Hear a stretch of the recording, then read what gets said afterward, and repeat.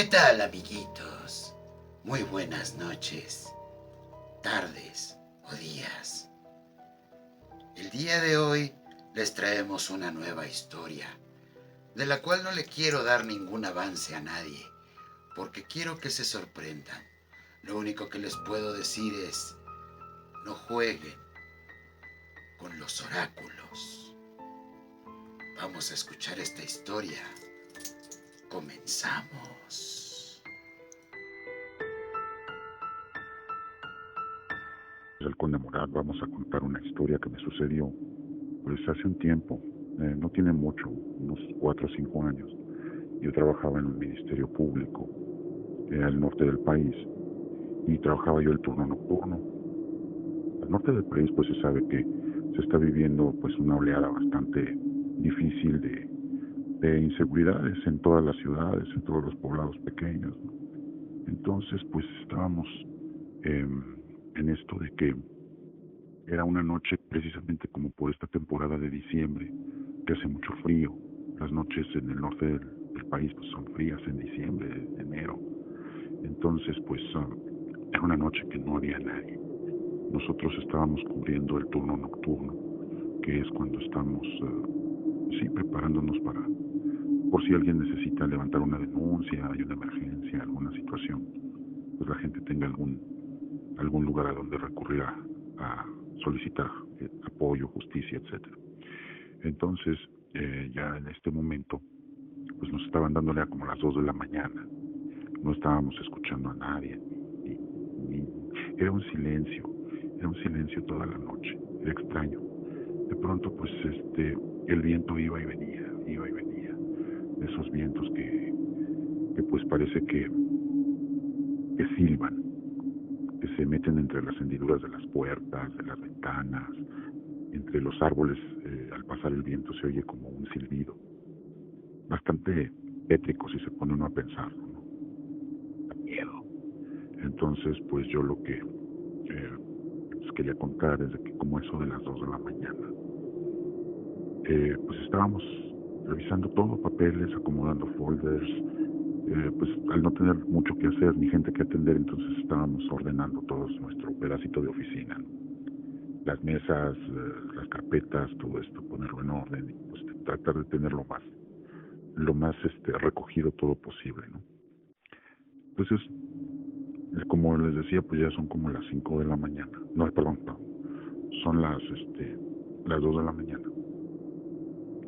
Y entonces terminamos ya de hacer todo lo que teníamos que hacer.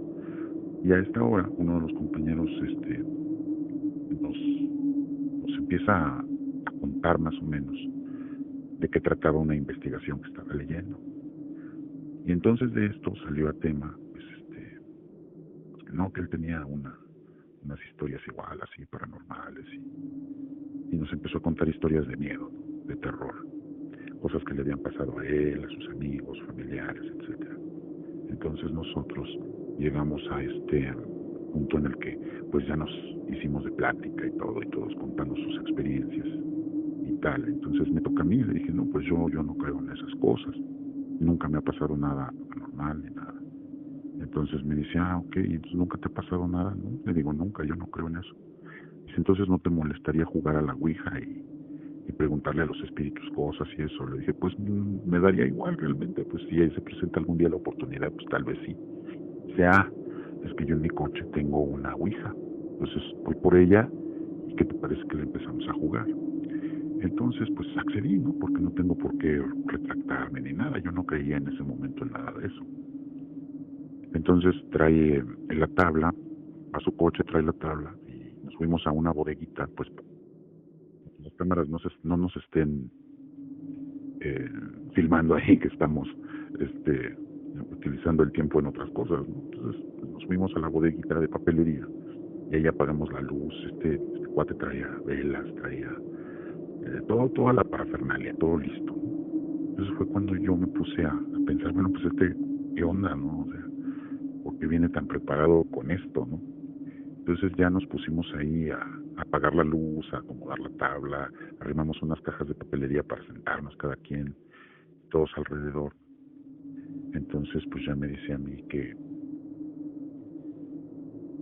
cómo se debe de jugar esto, ¿no? Que todos nos tomamos de las manos, que empezamos a concentrarnos, después que cada quien debíamos de poner nuestro dedo y en el dedo en este como cursor que tienen las ouijas, ¿no? Que es un triangulito para señalar las letras.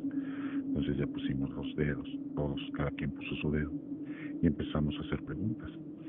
Y estas preguntas pues empezaban pues, con lo más básico, hasta se me hacían infantil y ridículas, ¿no? Y pues ya iniciamos.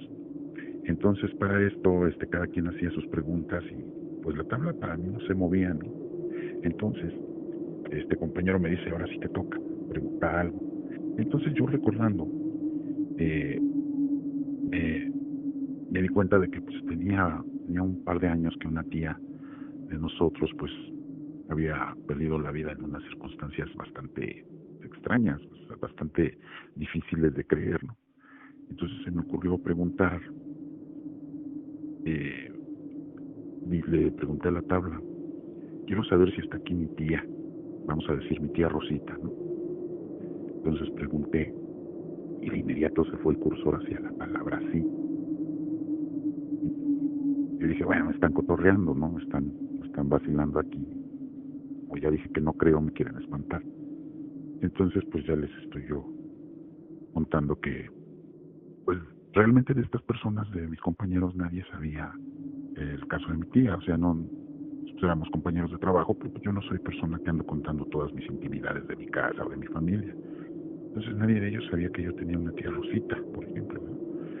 Entonces ya pregunto yo y le dije, tía, dame una señal, porque cuando te encontraron mis papás, pues ellos tienen muchas preguntas. Ya le pregunté cómo fue, o sea, y entonces resulta que el cursor se empieza a mover letra por letra y da un nombre, da el nombre del que fuera entonces el ex esposo de mi tía. Ya se habían separado ellos hacía mucho tiempo, pero puso su nombre. La cuestión es de que cuando mis papás encontraron a mi tía, porque no les contestaba llamadas, no les contestaba mensajes, nada, ellos les dio curiosidad y fueron a buscarla y pues ya la encontraron, pues ya, sin signos vitales ni nada. Entonces ya para ese momento, eh, yo me puse a pensar que desde justo cuando mi tía la encuentran así, el ex esposo se había mudado de país, se fue del país. No habíamos llegado a esa conclusión. Entonces, pues yo muy ya más intrigado, ahora sí ya estaba yo empezando a creer en todo esto. Entonces le pido yo a la tabla, le digo, dame una prueba de que aquí estás. Cuando de pronto, por fuera de la oficina, nosotros estábamos encerrados en la bodeguita a oscuras, empezamos a escuchar que caminaban, que movían sillas, que se abrían cajones, que tiraban cosas. Entonces, el compañero que trajo la tabla nos dijo, ¿saben qué? Vamos a cerrar la sesión, vamos a concentrarnos todos, despídanse, vayan, dirijan su cursor hacia la palabra adiós. Y entonces ya, según cerramos la sesión, que porque no podíamos nosotros salirnos nomás así de una ouija, y salimos, y la oficina pues la habíamos dejado asegurada por si llegaba alguien, pues tocar el timbre, que no se metiera nadie. La puerta estaba cerrada. Y entonces nos dimos cuenta de que estaba un tiradero de papeles, todo lo que habíamos arreglado y ordenado, tuvimos que volverlo a empezar.